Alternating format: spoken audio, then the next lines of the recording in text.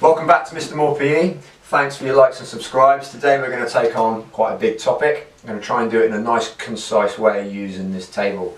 So one of the first topics you'll have to learn about in GCSE PE is this really long titled, long-winded physical, emotional and social health, fitness and well-being. We've got another video that defines the difference between health and fitness. It's well worth watching. If you do watch it, make sure you give it a like, thumbs up, thank you.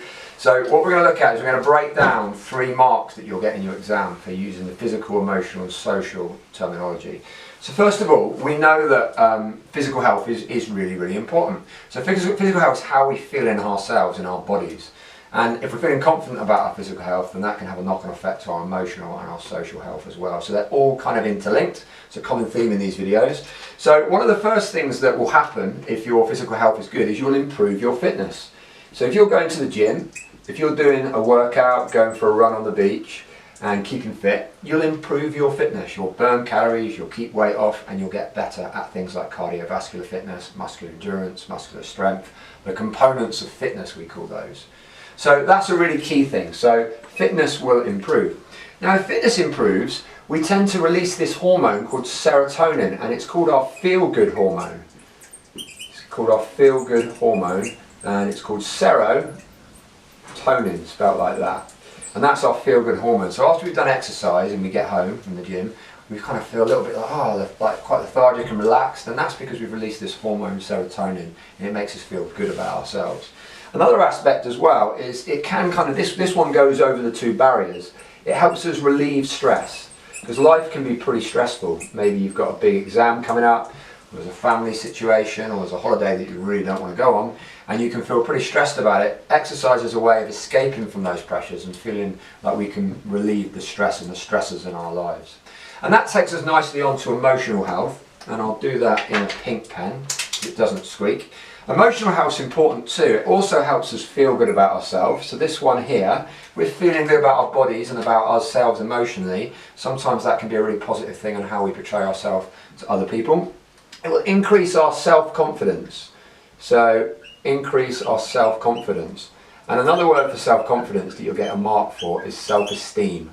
So it's the same thing. It's how good we feel about ourselves. It'll also help us enjoy life. If we're doing physical activity, we're going to have enjoyment and fun. So I'll put enjoyment/fun. It can give us a real sort of escapism from everyday life.